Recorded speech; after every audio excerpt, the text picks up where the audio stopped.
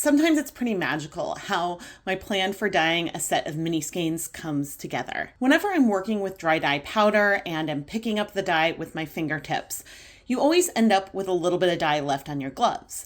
Now, I like to dye what I call yarn mops, skeins of yarn where I take that dye that's left on my gloves and wipe it onto the yarn to create some really pretty, variegated, splotchy colorways. But that set that you can see me create here was not the original plan for this project. Sometimes I also have yarn mops from wiping up leftover dye that is on a counter.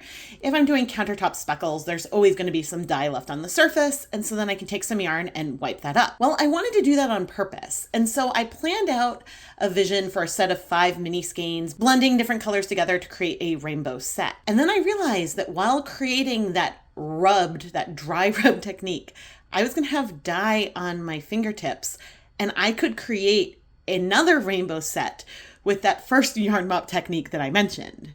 So here we have 2 side-by-side yarn mop techniques that were each created with the same colors on each of the corresponding skeins, but with a very different technique for a very different overall effect. You definitely don't have to dye yarn with leftovers that are on your counter or your gloves, but why leave any color behind? Which one of them is your favorite? To learn more about this project, go and check out the 2025 Spring Mini Skein Mini Series Night 4 video.